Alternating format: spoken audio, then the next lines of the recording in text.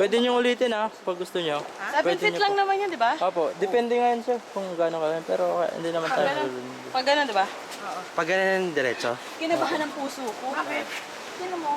Exciting nga eh. Hello! We're here na! Diyan din tumalon si Ryan bang. Hindi na-record mo ba yan ha? Naka-record po.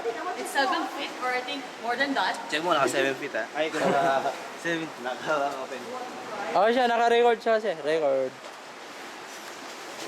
Tapos ano?